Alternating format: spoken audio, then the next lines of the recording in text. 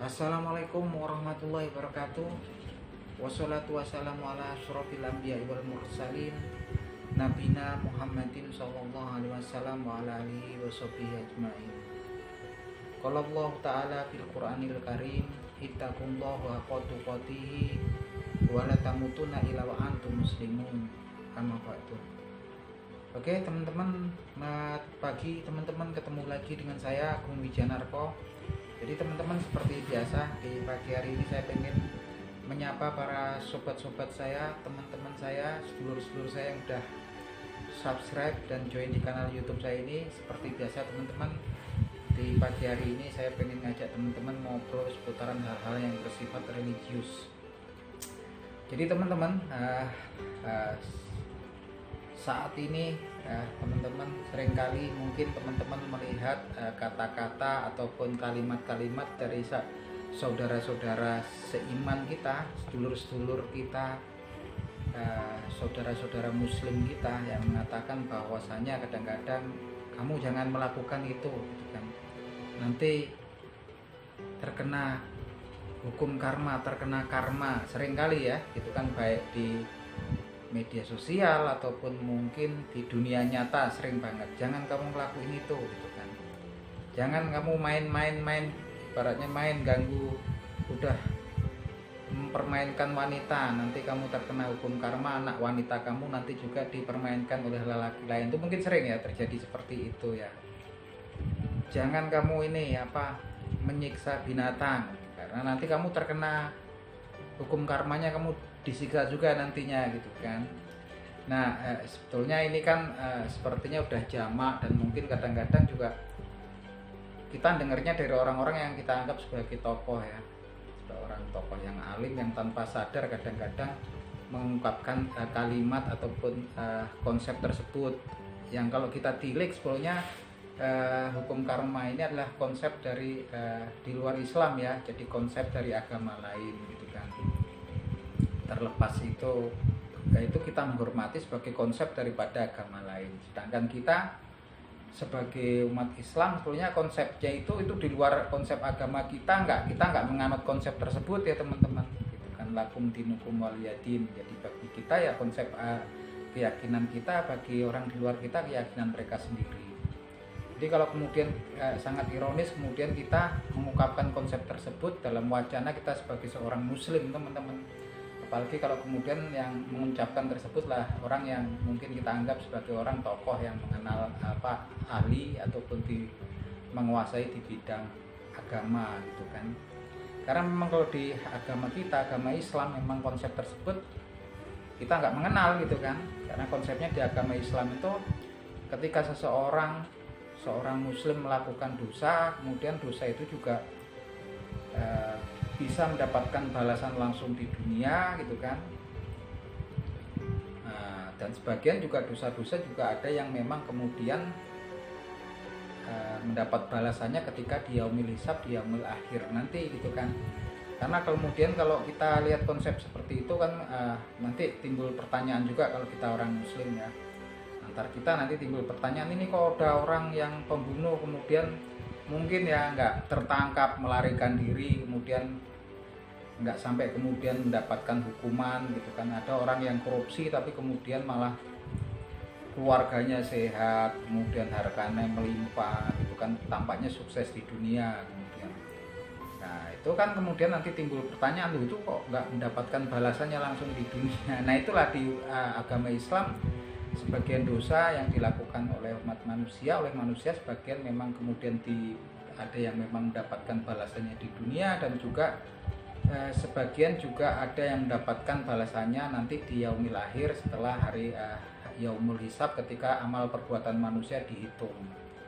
Orang yang membunuh manusia, melakukan dosa kemudian tapi bisa terlepas dari hukuman dunia, nggak bisa lepas ya, di hari yaumil akhir nanti nggak bisa lepas. Bahkan sebesar biji zarah kemudian kita melakukan amal kebajikan ataupun amal keburukan, pastinya nggak akan terlepas daripada keadilan Allah Subhanahu wa Ta'ala di yaumul hisab gitu kan. Nah kalau kita paskan kan memang kalau kita kemudian merunut, sebagian mengatakan hukum karma ini balasannya langsung di dunia ya sepertinya. Dan itu yang jelas konsep di luar agama Islam. Saya berpikir walaupun itu sah-sah saja kalau kemudian orang-orang kemudian mengungkapkan konsep itu tersebut, tapi sebagai sesama muslim, sebagai sama orang Islam, saya cuman sini saling mengingatkan bahwasanya ada baiknya kita merunut pada konsep-konsep religius, konsep-konsep agama yang ada di dalam agama dan keyakinan kita gitu kan. Ada baiknya kita untuk keyakinan, kepercayaan ataupun agama lain itu di luar kita gitu kan. Karena ini memang tampaknya sekarang kan sering gitu pun, saya sering dibilangin teman-teman, kamu jangan begini, nanti kena karmanya itu keluarga kamu. Seakan-akan pernah saya dengar juga, kamu jangan, orang itu sering ganggu wanita gitu kan, dia udah punya anak, anaknya wanita, nanti takutnya terkena hukum karma. Jadi konsep itu pun nggak ketemu ya sepertinya, bahkan di Al-Quranul Karim kan disebutkan wala taziru waziratu wizra ukhra. Sebetulnya juga orang itu nggak memikul dosa orang yang lain gitu kan. Nah ini seperti bapaknya, konsepnya itu saya dengar konsepnya gimana gitu kan, bapaknya melakukan dosa kemudian anaknya yang terkena imbasnya, menanggung dosa yang dilakukan oleh orang tuanya gitu kan. Saya pernah dengar seseorang menasihati temannya, kamu jangan main-main perempuan, ganggu wanita gitu kan, anak-anak kamu ganggu wanita, mempermainkan wanita tuh nanti kamu terkena hukum karma karena anak kamu wanita, nanti terkena balasannya. Nah ini juga konsepnya kalau di agama kita kan sebetulnya sudah jelas di Al-Quranul Karim, yaitu difirmankan oleh Allah Subhanahu wa taala wala taziru waziratu wizra ukhra. Sebetulnya juga seorang itu nggak memikul daripada dosa orang yang lain gitu. Pasti memikul dosanya sendiri gitu kan, sepertinya kalau seperti itu. Nah ini sebenarnya terlepas itu konsep agama lain, kita menghormati konsep tersebut karena memang ya kita menghormati konsep-konsep di luar agama kita. Tapi kemudian kalau urusan keagamaan ini ada baiknya memang saya mengingatkan, kemudian jangan sampai kemudian kita memasukkan konsep-konsep agama lain di agama kita, karena nanti timbulnya misunderstanding untuk orang-orang yang awam lagi belajar gitu kan teman-teman. Karena ini saya sering dengar ya di dunia nyata, di masyarakat ataupun di medsos gitu kan, itu orang-orang korupsi gitu kan, orang korupsi nanti terkena karmanya hidupnya itu, terkena hukum karma. Ini kok nggak pas, nanti kemudian orang tanya ini orang korupsinya orangnya oknumnya nggak tertangkap gitu kan, malah hidup enak di luar negeri gitu kan. Jadi itu konsepnya konsep di luar agama kita teman-teman. Jadi kalau Islam sendiri memastikan bahwasanya ketika seseorang melakukan dosa gitu kan, pastinya dosanya juga sebagian akan ada yang memang mendapatkan balasannya di dunia, juga ada yang mendapatkan balasannya nanti di akhirat setelah yaumul hisab gitu kan. Sama ketika kita lihat kisah Nabi Musa dan Firaun. Firaun ini kan seorang yang durhaka, dan kemudian Firaun juga sempat menyatakan dirinya, mendeklarasikan dirinya sebagai Tuhan gitu kan. Padahal kalau kita tahu iblis sendiri ataupun Azazil itu juga nggak berani dia mengaku sebagai Tuhan gitu kan. Di sini kalau di dalam Al-Quran ya, Azazil ini, iblis ini juga cuman membangkang ketika diperintahkan oleh Allah Subhanahu wa taala untuk taat pada Allah Subhanahu wa taala, untuk sujud kepada Nabi Adam alaihissalam gitu kan. Nah ini ada manusia ini melebihi iblis ya versinya, yaitu Firaun gitu kan. Firaun pun hidupnya ya enak gitu kan, hidupnya enak di dunia, dia orang yang memang memiliki segalanya, memiliki kerajaan, kerajaan yang besar, memiliki pasukan yang besar gitu kan, menikmati berbagai macam kenikmatan dunia gitu kan. Dan itu pun dia meninggal pun ya karena dia juga akhirnya juga meninggal gitu kan, karena kemudian memang memburu Musa ya, Nabi Musa alaihissalam mendapatkan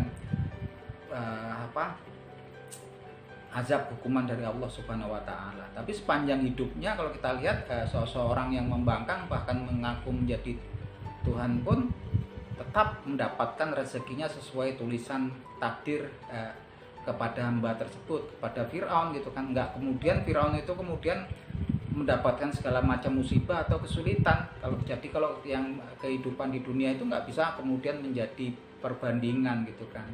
Seperti kisah Qarun gitu kan, yang sepanjang hidupnya juga punya harta yang melimpah, punya pelayan yang banyak, sampai akhirnya pun dia kemudian mendapatkan azab dari Allah Subhanahu wa taala. Jadi nggak bisa dibandingkan kemudian loh ini kok Firaun seperti ini, kemudian Nabi Zakaria dia sembunyi di pohon ketika dicari tentara Romawi, kemudian tentara Romawi mendapatkan informasi dari syaitan bahwasanya Nabi Zakaria itu ada di sebuah pohon, kemudian digergajilah pohon itu, dibelah menjadi dua. Tapi dalam Al-Quranul Karim diberitakan bahwasanya sebelum terbelah menjadi dua, Nabi Zakaria alaihissalam ini juga rohnya sudah diangkat oleh Allah Subhanahu wa taala. Begitupun Nabi Yahya yang pada akhir hayatnya juga mendapatkan perlakuan, yaitu disembelih oleh raja yang berkuasa saat itu, hanya karena pada saat itu juga Nabi Yahya alaihissalam itu nggak menyetujui ketika raja tersebut menikahi seseorang wanita, kemudian anaknya juga mau dinikahi juga oleh raja tersebut, yang pada waktu itu juga dengan tegas itu dilarang dalam keyakinan pada waktu itu. Kalau kita bandingkan nih orang yang mulia, seorang nabi dan rasul gitu kan, kesayangan Allah Subhanahu wa taala, kemudian mendapatkan perlakuan yang seperti itu gitu kan. Nah, itu hanya di dunia ya. Jadi di dunia, karena pada waktu itu pun diberitakan Allah Subhanahu wa taala sebenarnya nggak menimpakan musibah, nggak menimpakan suatu musibah pada hamba yang disayanginya, hamba yang beriman, nggak lain seperti seseorang yang ketika beliau ingin membersihkan dosa orang tersebut, orang yang beriman tersebut, sehingga bertemu dekat dengan Allah Subhanahu wa taala dalam keadaan suci dan bersih itu, tanpa dosa.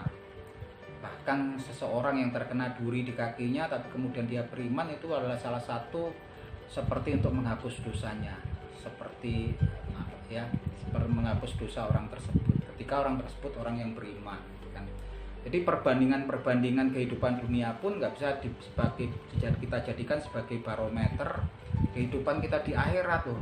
Kadang-kadang kan orang tuh ngeluh, saya udah taat, udah berusaha menjalankan ibadah, kemudian meninggalkan larangan daripada Allah Subhanahu wa taala, menjalankan ketaatan dalam agama gitu. Tapi kemudian kok rezeki saya seakan-akan masih seret gitu kan, masih. Soalnya kalau masalah ibadah kita nggak bisa kemudian kita secara langsung kita hubungkan dengan kondisi rezeki ataupun kenikmatan yang kita terima di dunia ya teman-teman. Karena memang diberitakan juga banyak peristiwa ketika hamba Allah Subhanahu wa taala mendapatkan kenikmatan di dunia, justru itu menyesatkan hamba tersebut. Seperti kisah teman-teman Sa'labah adalah orang yang taat, tapi kemudian ketika beliau mendapatkan kekayaan, kenikmatan dunia, Sa'labah kemudian sampai lupa untuk beribadah, sampai nggak mau membayar zakat ya, sehingga sampai kemudian dia menjadi orang yang menyesal di akhir hayatnya. Itu sahabat daripada Nabi Muhammad SAW, kisah Sa'labah.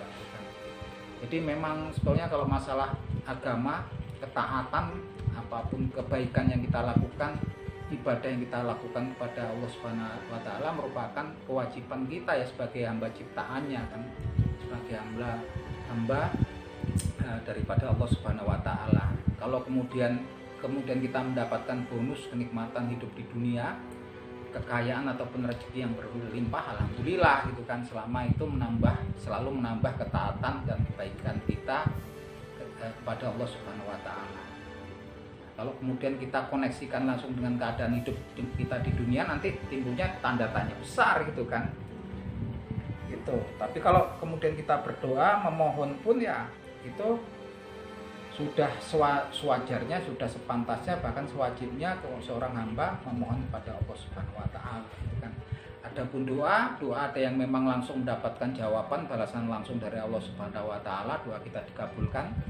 Ada juga doa-doa yang kemudian tertahan karena kemudian kita sebetulnya akan mendapatkan bala atau malapetaka di dunia, tapi kemudian bertemulah di langit dunia ini dengan doa-doa kita. Jadi seakan-akan doanya juga nggak nggak terkabul gitu, seakan-akan di pandangan manusia, tapi sebetulnya doa tersebut menetralisir bala ataupun musibah yang seharusnya menimpa kita.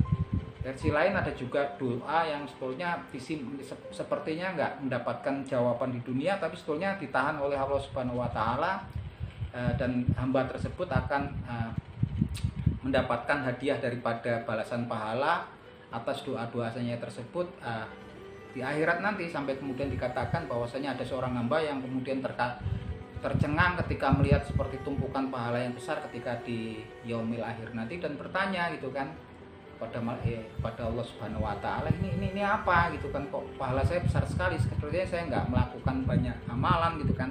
Dikatakan bahwasanya itu adalah doa-doa kamu yang sepertinya tidak dikabulkan di dunia, tapi ditahan dan dijadikan sebagai pahala di akhirat. Sampai kemudian dikatakan juga, kalau kemudian seluruh manusia yang dari awal sampai akhir, dan jin, kemudian dari yang makhluk jin dari awal sampai akhir, kemudian kedua jenis makhluk ciptaan Allah tersebut antara jin dan manusia yang diciptakan dari awal sampai akhir, kemudian berkumpul di suatu dataran, suatu tempat yang dataran yang luas, kemudian semuanya menengadahkan tangannya untuk memohon pada Allah Subhanahu wa taala, niscaya semuanya akan dikabulkan ya. Dan itu semudah itu, seperti Allah Subhanahu wa taala seperti kita ya, di perumpamaannya mencelupkan jarum, kemudian diangkat, kemudian ada air yang menetes jatuh ke lautan ya.